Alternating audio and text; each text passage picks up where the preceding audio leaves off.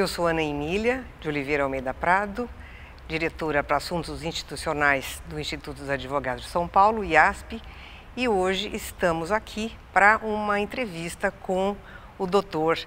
Miguel Pereira Neto, presidente da Comissão de Estudos sobre Corrupção, Crimes Econômicos, Financeiros e Tributários do Instituto dos Advogados, que tem esse programa em conjunto com o Tribunal de Justiça.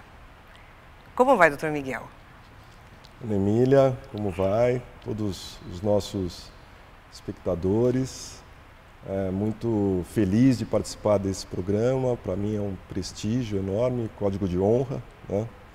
E estou aqui à disposição para satisfazer aí todas as questões. São muitas, já vou lhe adiantando, porque o assunto tem estado na mídia e tem provocado muito a população, as pessoas têm ido para as ruas.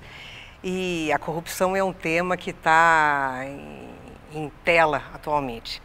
No tocante ao projeto das 10 medidas contra a corrupção, qual a visão geral do senhor com relação ao tema que deverá voltar para análise legislativa em breve no Senado?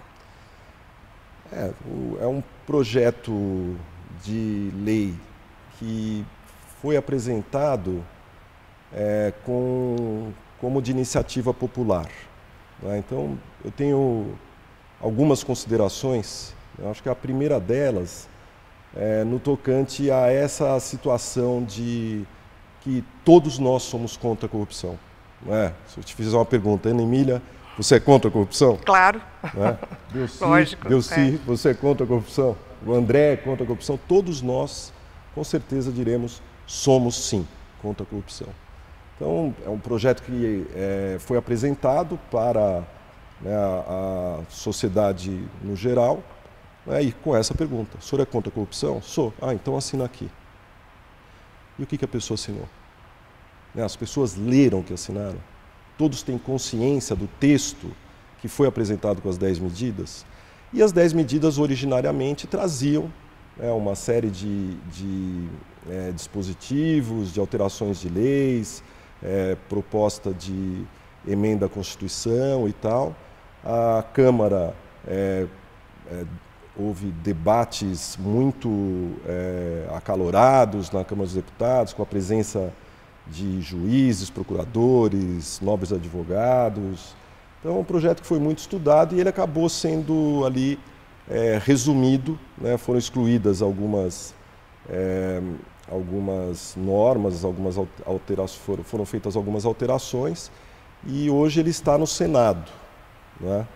Houve várias críticas, inclusive ação judicial para que relatoria do ministro Fux, e aí houve a recontagem das assinaturas, não é? E agora o projeto, com algumas exclusões, foi remetido para o Senado. O Senado pode reincluir, não é, todos aqueles dispositivos originários. Se o fizer, deve retornar para a Câmara, não é, então, de acordo com o próprio procedimento. Então, esse projeto de lei, ele trouxe algumas alterações importantes, mas também trouxe algumas alterações preocupantes.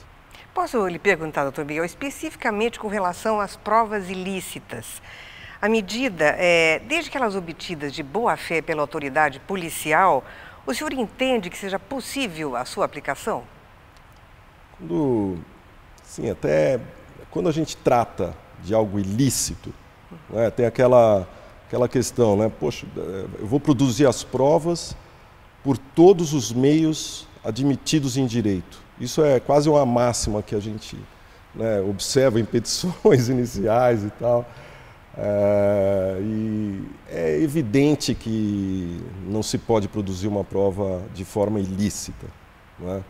Isso significa flexibilizar, ou facilitar, ou gerar uma desigualdade no processo. A prova ilícita jamais vai poder ser presumida de boa-fé ou comprovada de boa-fé. A boa-fé, ela não teria um vínculo. Acho que a a questão da ilicitude, ela existe por si só. Não é? Então, o meio de prova foi ilícito. Né? A mesma situação de nós... então, depois dessa prova ilícita, outras foram produzidas com base naquele início. Não é? Então, essas provas produzidas posteriormente, elas estão contaminadas, não é? por aquela ilicitude. Não é? Isso também no projeto das 10 medidas acaba sendo relativizado com o aproveitamento de uma ou outra prova posterior, mas o processo ele tem que gerar uma segurança para a parte. Não é? E essa segurança, ela evidentemente prevê a licitude da produção das provas. Isso está na Constituição, também no nosso Código de Processo Penal. Não existe a mínima necessidade de se instituir uma nova regra. Né? Os próprios tribunais pronunciam e analisam as provas, o juiz. Então a gente tem que ter um respeito com relação a esse discernimento e não criar uma desigualdade, uma disparidade de força, de armas, né, para o órgão acusador, que já é muito mais forte com o aparato estatal e etc. E tal. Então, assim, essa medida, esse artigo das provas ilícitas, com todo respeito, ele não deve passar. Ainda o projeto prevê também a delimitação da utilização do habeas corpus e também um ajuste às nulidades processuais. Como o senhor analisa essas propostas? O habeas corpus é uma conquista. Não é? O habeas corpus é uma conquista da democracia, uma conquista que anos foi assim, demorada para que se consolidasse. Não é? Qual é a espinha dorsal do processo? Não é? Qual o instrumento mais eficaz, pleno, rápido, que o advogado ou qualquer do povo pode impetrar um habeas corpus em favor de alguém? Então, alguns dispositivos das 10 medidas trazem uma restrição à utilização do habeas corpus. O habeas corpus não pode ter restrições. Ele tem que ser imediatamente apreciado pelo magistrado que receber, não é, a petição. O habeas corpus ele é impetrado quando se vislumbra nulidade no processo também. Né? Então, afastar do habeas corpus a análise de questões formais do procedimento, do processo, acaba trazendo uma impossibilidade de que aquele mal seja cessado de uma forma imediata. Então, o que estou querendo trazer é que o habeas corpus sirva única e exclusivamente quando houver, né, um risco ou uma ameaça ao direito de liberdade, de ir e vir e tal, e aí nós estaremos tratando diretamente do mérito da questão. Né? Então, realmente, o mexer com habeas corpus traz um retrocesso enorme. Não é? E traz um retrocesso para regimes de exceção que não permitem, né, a impetração de habeas corpus.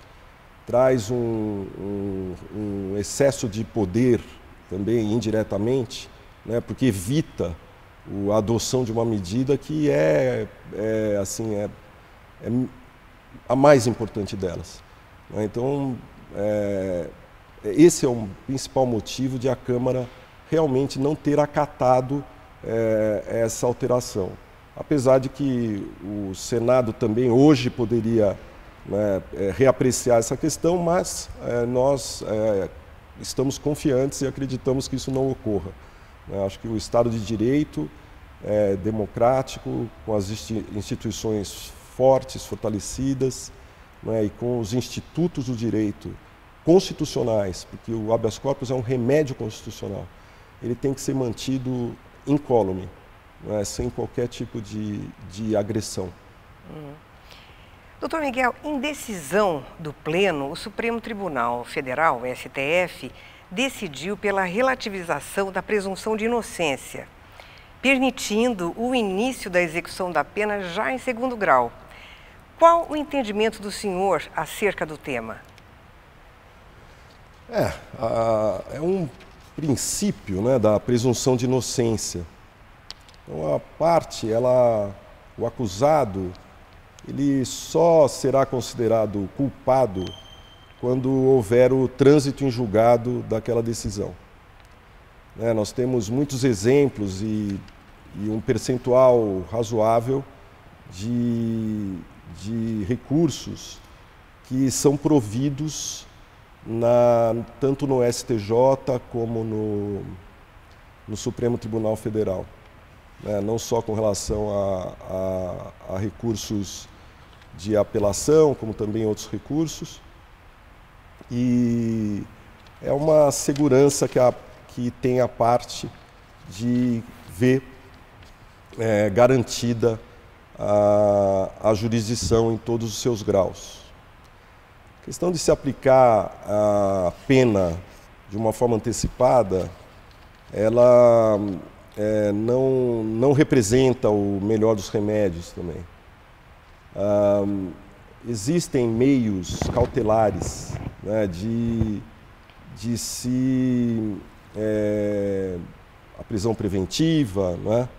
A prisão preventiva, preenchidos os requisitos, ela acaba trazendo, né, essa possibilidade de manter a pessoa presa durante o processo. Tem que ter um prazo limitado, claro, mas com relação à condenação, à prisão condenatória, aquela disposta em lei, disposta na sentença, ela, sendo a sentença passível de reforma, essa hipótese ou essa chance, essa esperança, né, por mais grave que seja o crime, ela tem que ser mantida, tem que ser preservada. Se houver um risco de que aquela pessoa se mantenha na sociedade, a prisão não é pelo cumprimento da pena. A prisão é uma prisão cautelar. Então a gente tem que ter essa diferenciação da prisão processual com a prisão condenatória. Nós temos no Supremo Tribunal Federal, né, essa ação que teve um resultado quando do julgamento da cautelar, que ainda não houve o julgamento definitivo da ação. Ali a votação foi bem disputada, ali, acirrada, né? Os ministros mais antigos da casa, né, eles acabaram votando de acordo com o juramento que eles fizeram para a Constituição, como guardiões da Constituição Federal. Existe uma disposição na Constituição, assim como existe um dispositivo no Código de Processo Penal, no seu artigo 283, e que prevê exatamente essas condições, né, e especificamente essa garantia fundamental constitucional de a pessoa ter assegurado o processo até o seu trânsito no julgado, para que tenha o efetivo cumprimento da pena. Então, também com uma grande conquista, não só no Brasil, como em vários outros países. Nós temos o Pacto de San José, da Costa Rica, que traz dispositivo assim, muito claro nesse sentido. Então, a presunção de inocência, ela é uma garantia da liberdade, ela é uma garantia da dignidade, ela é uma garantia da segurança da parte, segurança jurídica. A gente observa, né, não só dos tribunais pelo país, né, mas também Tribunal de Justiça de São Paulo, Tribunal de Justiça do Rio de Janeiro, a possibilidade de reformas. Né? No meu entendimento, havendo possibilidade de reforma num processo só, a presunção de inocência tem que ser mantida. Nós tratamos de questões que são assim garantias fundamentais. Não se pode brincar com garantia fundamental. E alterações para amoldar a uma determinada situação, né, como é o caso, né, dessas operações, né, de Polícia Federal, essa coisa que hoje tem, né, os crimes econômicos, né, de empresários, né, corrupção. A gente não está tratando só disso. Nós estamos tratando de todos os processos. Nós estamos tratando de questões mínimas do povo que não tem a instrução, do pobre, do desavisado. Não é? Então, a lei ela se aplica para todos. Então, havendo alterações do Código de Processo Penal, como, por exemplo, o aumento das penas, né? A gente vê o sistema carcerário da forma como se encontra. A prisão, ela resolve o sistema fechado, então a pessoa ainda não teve o processo terminado, com aquele acusada de um crime, né, que pode ser conduzido ali no recurso para absolvição.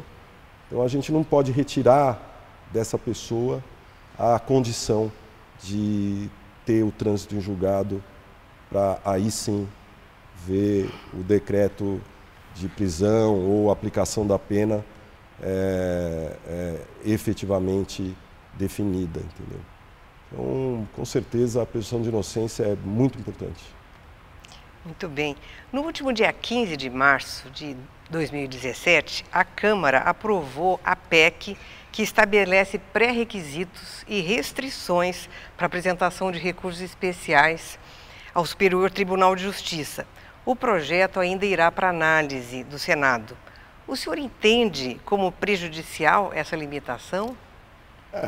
Eu falando aqui, né, a impressão é que eu sou contra tudo, né, mas não é isso aqui. A gente tem hoje também outra conquista. Não é? Na época, antes da Constituição de 88, né, havia a necessidade de se dar arguição de relevância do preceito federal. Isso era tratado no Supremo, inclusive com sessões secretas, né? Aí, quando vem a Constituição de 1988, que institui o recurso especial, ela trata do recurso em sua admissibilidade, no artigo 105. Tem duas alíneas, a linha A e a linha C. A linha A no tocante à infringência da norma federal e a linha C com relação ao dissídio jurisprudencial. Esses dois requisitos, que na verdade são filtros de acesso aos tribunais superiores, né? Posso ter a chave ou não do acesso para os tribunais superiores. Hoje é muito difícil, já é muito difícil de conseguir a admissão de um recurso especial. Ele primeiro passa pelos tribunais de origem, tanto tribunais de justiça como tribunais regionais federais e tal. Os vice-presidentes dos tribunais, eles têm essa atribuição, né, de decidir sobre uma primeira análise ali de admissibilidade dos recursos. E também analisar se esses recursos estão ou não vinculados a uma repercussão geral. Se estão ou não vinculados a um recurso repetitivo, não é? Então, essa foi uma conquista da Constituição. E agora, na verdade, estão querendo, né, assim, o projeto, ele trata da inclusão de um parágrafo, né, nesse artigo 105, além das duas alíneas. Esse parágrafo ele traz de volta a arguição de relevância do preceito do preceito federal. E ele traz mais, né? Essa arguição de relevância ela tem que ter um efeito transcendente, não é? Ela tem que abranger a questão de uma forma muito maior do que aquela precisa causa. O que a gente está tratando aí é de solucionar um problema interno do tribunal. Aquela jurisprudência defensiva, tanto falada hoje. Né? A jurisprudência defensiva, aquele julgamento, o que é? O processo, o recurso chega lá no STJ, aí vem súmula 7, súmula 5, súmula 126, tal, e eles todos indeferidos, né? Isso acaba trazendo uma multiplicação de recursos. Né? Então, o Superior Tribunal de Justiça, hoje com 33 ministros, ele não dá conta realmente, né, do número tão elevado de recursos. Mas não é afastando do jurisdicionado o acesso ao tribunal que se resolve o problema. Então, o tribunal ele tem que olhar para fora dele, com todo o respeito, e não para dentro. Né? Eu vou resolver uma questão interna, cortando, coartando, impedindo, obstando, criando mais obstáculos para o acesso. Por exemplo, em outros países, os tribunais eles têm um número maior de ministros. Então eu vou ter que aumentar o número de ministros, vou aumentar o custo disso? Pode ser. Para poder gerar essa... Porque assim, o acesso à justiça realmente ocorreu de anos para cá, que também foi uma conquista. Né? E não são todos os recursos que vão chegar lá em cima no tribunal. Né? A gente tem um filtro desde a primeira instância. Né? Então tem casos, até os próprios juizados especiais, né? Os recursos não chegam. Agora, quem é que gera esse, para ser bem educado, que gera esse congestionamento para o tribunal? É aquele jurisdicionado que tem a questão privada dele específica, aquele caso concreto que quer ser apreciado? Não. Quem congestiona o Superior Tribunal de Justiça, em primeiro lugar, é o Estado. Em segundo lugar, se não me falha a memória aqui, são as... Sei que tem as telefônicas também, então tem muitas ações. Né? Os bancos têm muitas ações. Planos de saúde? Planos de saúde têm muitas ações. E aquelas maçantes repetitivas. Porque, lamentavelmente, o processo muitas vezes é utilizado de uma forma deturpada, indevida, e o próprio judiciário é utilizado para gerir passivos. Então, acho que assim, existem hoje medidas muito importantes, como a aplicação de multas. O novo Código de Processo Civil trouxe, né, trouxe inovações importantes. O ministro pode decidir monocraticamente, não só os agravos, como recursos especiais. E o acesso ao tribunal ele é para todos os advogados do país.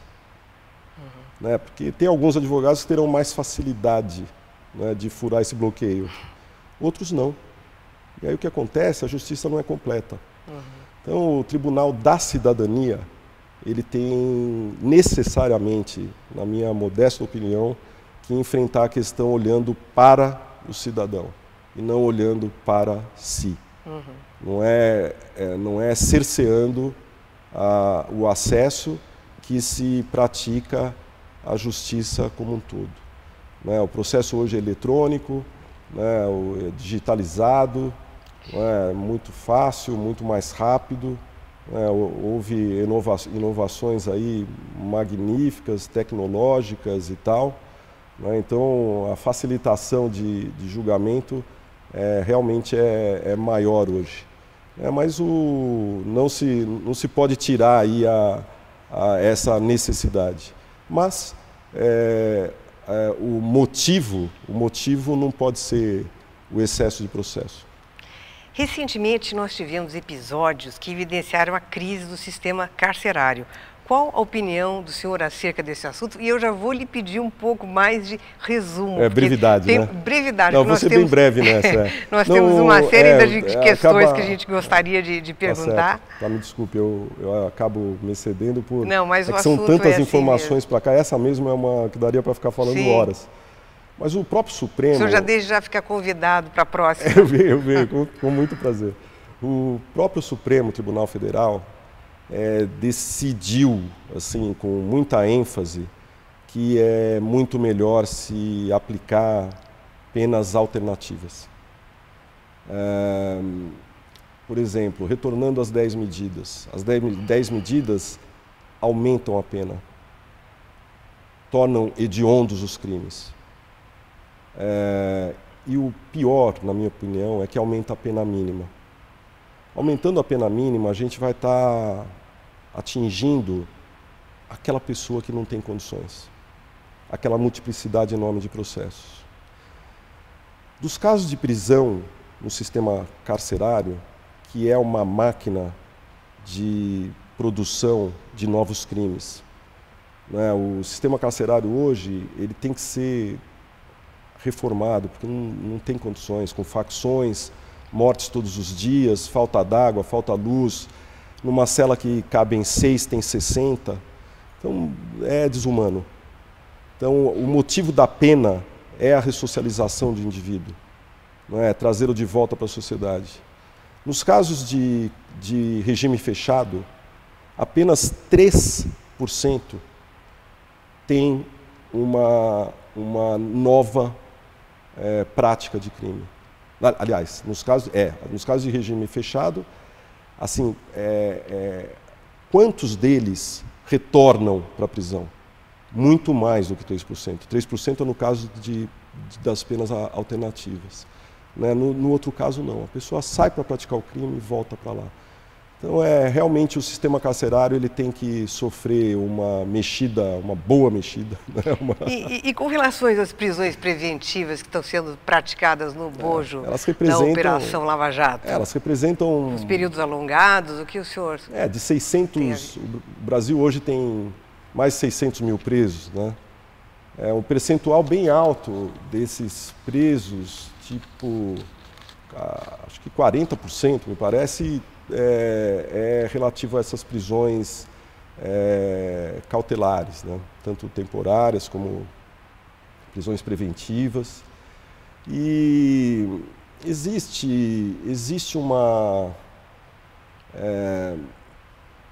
banalização de determinados institutos que, né, mereceriam assim, uma atenção maior e um respeito maior às regras. Né? Então, a própria justificativa para se decretar uma prisão, né, ela tem que ser muito específica, severa. A gente está tratando da liberdade, né, o maior bem que a gente tem. A gente está aqui tranquilo, né, nós dois, nós todos aqui. Né? Então, a liberdade ela não se devolve. Né? A liberdade, a partir do momento que a pessoa entra num presídio... Então, a prisão preventiva é uma prisão processual, ela tem os seus requisitos e hoje a gente vê, a pessoa foi presa, se decreta a prisão, se decreta a quebra de sigilo telefônico, quebra de sigilo bancário, invade a casa dos outros, 6 horas da manhã está lá, a imprensa toda noticiando. Claro que a imprensa tem que noticiar, pois é notícia, né? Sites e mais sites, blogs, etc. Então, isso virou uma rotina, né, na nossa vida. Com relação ao vazamento, nas últimas semanas, do conteúdo das informações processuais, qual é a sua opinião? O senhor acha que informações que são protegidas por sigilo, quando são vazadas, elas podem ser anuladas futuramente? Sim, elas podem ser. Acho que o vazamento assim, é relativo, né? Você tem que ver de que forma que isso se deu, se gerou realmente uma nulidade no processo. Mas a partir do momento que existe um sigilo, esse sigilo não se aplica entre as partes, mas ele se aplica para todo o restante da população do planeta, nem daqui. Então o sigilo ele tem que ser respeitado. Não posso vazar, selecionar uma determinada informação, como é o caso das delações premiadas. Né? Hoje, as delações, né, o processo penal mudou por completo. Né? As delações, hoje, por incrível que pareça, são homologadas delações sem que haja inquérito, sem que haja processo. Aí a pessoa fez uma delação, ela também pode ir lá e fazer um recall. Sabe, a pessoa que fez a delação, ela tem que contar a verdade, ela tem que corroborar aquilo que ela disse, e não depois falar, ah, pera lá, esqueci disso, deixa eu dar uma moldada e tal. Ou a pessoa fazer uma delação e o Ministério Público tem a disponibilidade de fixar a pena e tal. O processo penal, ele não é disponível, ele é público, ele é uma segurança de todos. Então, tem que ter um rigor maior para a homologação dessas delações premiadas, né, analisar efetivamente aquilo que possa ou não, né, gerar, inclusive nos aspectos extrínsecos mesmo, né, para a homologação. E uma última questão, qual é a opinião do senhor com relação às conduções coercitivas que estão sendo tão praticadas ultimamente nas diversas operações que têm sido feitas? Não, isso daí assim, é amoldar. A condução coercitiva, ela existe em que hipótese? A pessoa é intimada para comparecer diante da autoridade judicial, e aí se estendeu para a autoridade policial. Então ela é intimada e não compareceu, sem justificativa. Ela é intimada e não compareceu sem justificativa. Aí sim, ela seria conduzida coercitivamente. Agora, de antemão, ir lá conduzir a pessoa sem ela conhecer o processo, sem ela saber o que está acontecendo, sem ela saber para onde ela está indo, entendeu? É retornar ao vetusta época da ditadura militar, com todo respeito. Não existe esse instituto de conduzir a pessoa coercitivamente assim. Ah, mas eu conduzi porque senão eu ia prender. Entendeu? Não é justificativa para retirar a pessoa do seu lar, retirar a pessoa de onde ela esteja, conduzir a pessoa sem ela ter oportunidade de saber o que está acontecendo. Então, a condução coercitiva, essa condução coercitiva, ela não existe, né? O Instituto da Condução Coercitiva é outro. Doutor Miguel, o senhor tem mais alguma consideração final a fazer? Depois de tudo que nós já conversamos? Não, teria muitas coisas a fazer. Eu gostaria de agradecer a oportunidade de estar aqui respondendo essas questões aqui no programa, me colocar à disposição sempre que for necessário, lisonjear aqui a atividade do Instituto dos Advogados de São Paulo, tão importante, né, para toda a classe jurídica, para a população como um todo. É um instituto que tem 142 anos de existência, né, tão antigo quanto esse Tribunal de Justiça, também lindo aqui onde nós estamos. Então é um agradecimento e realmente estimular, eu acho, a proteção das nossas garantias, ter alterações nas leis, mas desde que elas sejam lícitas, respeitem a Constituição, né, sem que haja abusos de poder, né, sem que haja excesso de poder, né, e primando pela igualdade no processo, que é isso que faz um Estado democrático de direito melhor e que a gente possa conviver com isso. Eu agradeço muito a participação do Dr. Miguel Pereira Neto, que faz parte de um dos maiores escritórios de advocacia do país, o Lacaz, Martins, Pereira Neto, Gurevitch e Chueire. E esse é mais um programa do nosso Tribunal de Justiça e do Instituto dos Advogados, IASP, do Código de Honra. Muito obrigada. Eu agradeço muito. Muito obrigado.